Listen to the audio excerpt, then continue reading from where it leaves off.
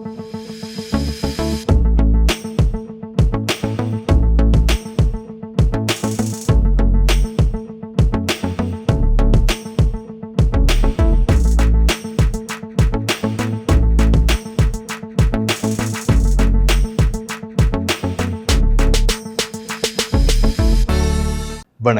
இலங்கை செய்திகளுடன் நான் நிரோஷன். விரிவான செய்திகளுக்கு முன் தலைப்புச் செய்திகள்.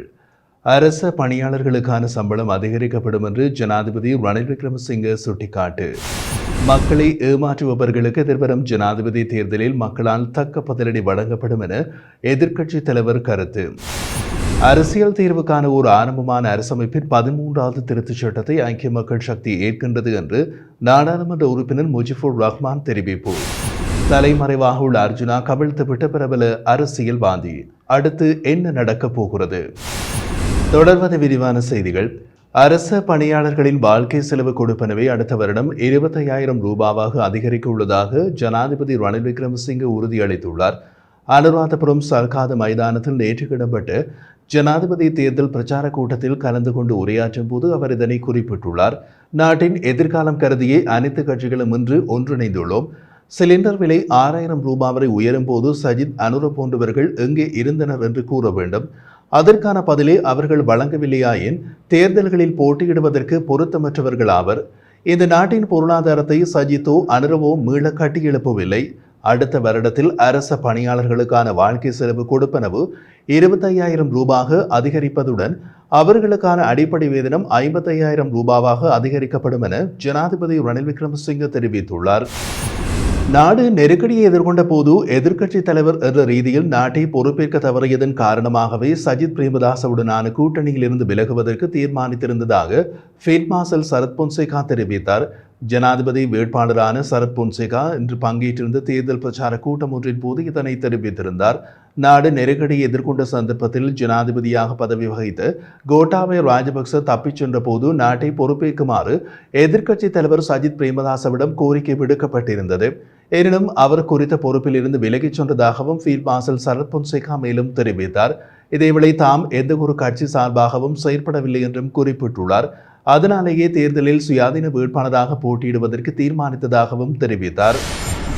வடக்கு கிழக்கு பிரச்சினைக்கான அரசியல் தீர்வின் ஒரு ஆரம்பமாக அரசமைப்பின் 13வது திருத்தச் சட்டத்தை ஐக்கிய மக்கள் சக்தி ஏற்கின்றது என்று அந்த கட்சியின் நாடாளுமன்ற உறுப்பினர் முஜிபுர் ரஹ்மான் தெரிவித்தார்.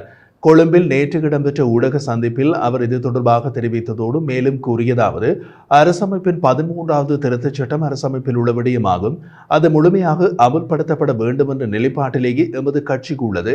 2019ஆம் ஆண்டு ஜனாதிபதி தேர்தலின் போது தேர்தல் விஞ்ஞாபனத்திலும் குறித்த உறுதிமொழி வழங்கப்பட்டுள்ளது. வடக்கு கிழக்கு இணைப்பு தொடர்பாக பல கருத்துக்கள் உள்ளன. ஆனால் இந்த விடயத்தில் அந்த பகுதியில் உள்ள கட்சிகளுக்கு இடையில் கூட கருத்து முரண்பாடுகள் உள்ளன. எனவே அது தொடர்பில் நாம் முடிவெடுக்கவில்லை. வடக்கு கிழக்கு தற்போது தனித்தனி மாகாணங்களாகவே உள்ளன. இந்த நிலையில் அனைவரையும் ஏற்றுக்கொள்ளக்கூடிய தீர்வாகவே 13 இருக்கின்றது.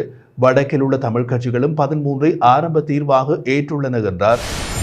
ஜனாதிபதி தலைமையிலான அரசாங்கம் அனைத்து வரப்பிரசாதங்களையும் அனுபவித்துவிட்டு நாட்டு மக்களை துன்பத்தில் ஆழ்த்தியுள்ளதாக எதிர்க்கட்சித் தலைவர் சஜித் பிரேமதாச குறிப்பிட்டுள்ளார். பண்டாரகமவில் நேற்று நடைபெற்ற ஐக்கிய மக்கள் கூட்டணியின் தேர்தல் பிரச்சார கூட்டத்தில் கலந்து கொண்டு அவர் இதனை குறிப்பிட்டிருந்தார். தற்போது தேர்தல் நெருங்கும் போது போலியான வாக்குறுதிகளை அவர்கள் வழங்கி வருகின்றனர்.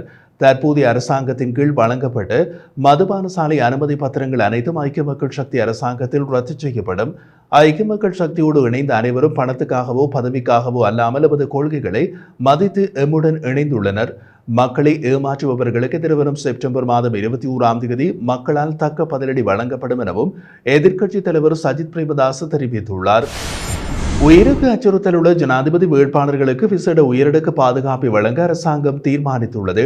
ஜனாதிபதி வேட்பாளர்களுக்கான அச்சுறுத்தல் தொடர்பாக மதிப்பீடு செய்யப்பட்டு வருவதாகவும் மதிப்பீட்டின் பின்னர் பெறப்படும் அறிக்கைகளின் அடிப்படையில் உயிருக்கு அச்சுறுத்தல் உள்ள வேட்பாளர்களுக்கு விசேட பாதுகாப்பு வழங்கப்படும் எனவும் பொது பாதுகாப்பு அமைச்சின் பேச்சாளர் தெரிவித்துள்ளார்.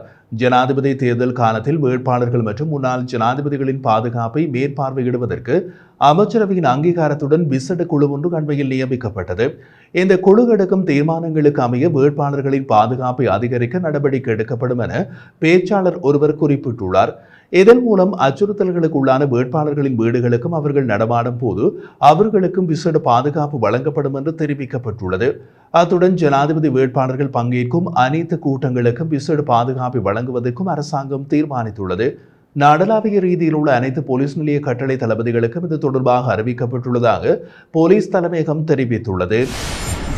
ஜனாதிபதி ரணில் விக்ரமசிங்கவுக்கு சிலிண்டர் சின்னம் வழங்கப்பட்டமை தொடர்பாக ஜன அறக்கலையே பிரவேசியா என்ற அமைப்பின் பொதுச் செயலாளர் சானக பண்டார தேர்தல்கள் ஆணைக்குழுவுக்கு முறைப்பாடொன்றை அளித்துள்ளார். குறித்த சின்னம் தங்களது கட்சிக்கு சட்ட ரீதியாக வழங்கப்பட்டுள்ளதாக அவர் குறிப்பிட்டுள்ளார். 2023ஆம் ஆண்டின் உள்ளூராட்சி தேர்தலில் போட்டியிடுவதற்கு தமது அமைப்புக்கு அந்த சின்னம் வழங்கப்பட்டுள்ளது.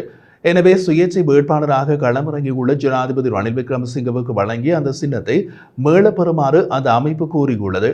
இதேவேளை எதிர்வரும் செப்டம்பர் மாதம் 21ஆம் தேதி நடைபெறவுள்ள ஜனாதிபதி தேர்தலுக்கான வாக்குச்சீட்டுகளை அச்சிடுவதற்கு முன்னரான சரிபார்ப்பு நடவடிக்கைகள் தற்போது இறுதிக்கட்டத்தில் உள்ளன. உத்தியோகபூர்வ வாக்குச்சீட்டை அச்சிடுவதற்கான உத்தரவு அடுத்த சில தினங்களில் அரசு அச்சகத்திற்கு வழங்கப்படும் என தேர்தல்கள் ஆணைக்குழுவின் பேச்சாளர் ஒருவர் தெரிவித்துள்ளார். இதேவேளை கொழும்பில் நேற்று நடைபெற்ற செய்தியாளர் சந்திப்பில் கருத்துரைத்த தேர்தல்கள் ஆணையாளர் நாயகம் சமன் ஸ்ரீ ரத்நாயக்க தேர்தலுக்காக மதிப்பிடப்பட்ட ஒதுக்கீடு போதுமானதாக இருக்கும் என்றும் தெரிவித்துள்ளார். கடந்த முறையை விட தற்போது வேட்பாளர்களின் எண்ணிக்கை அதிகரித்துள்ளது.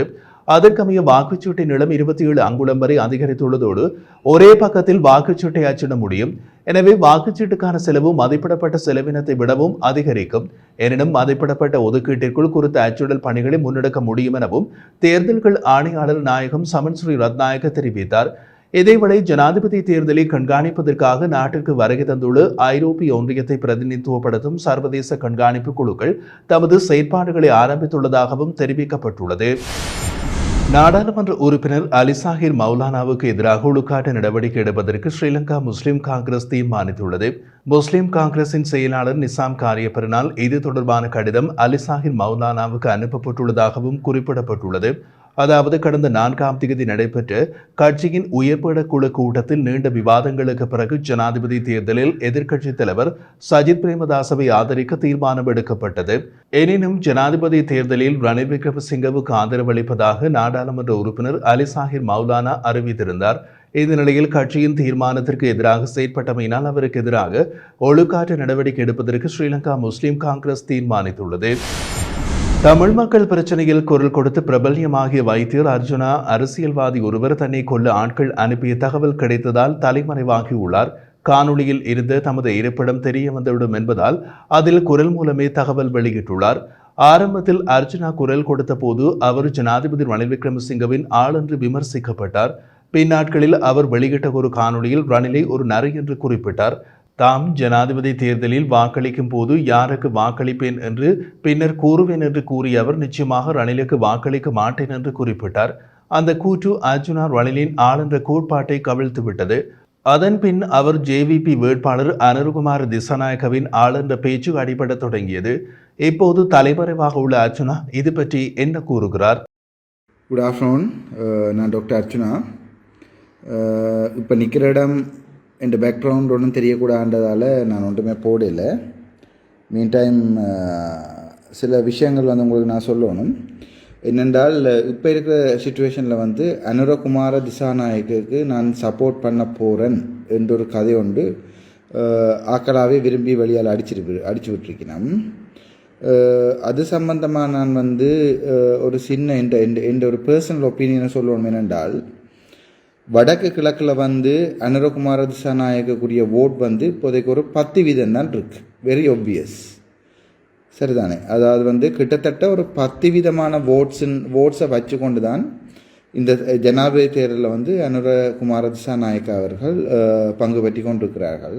அனுருகுமார திசாநாயக்கவின் ஜேவிபி கட்சிக்கு சிங்கள பகுதிகளில் முன்பெல்லாம் ஜெயிக்கும் அளவுக்கு செல்வாக்கு இருந்ததில்லை.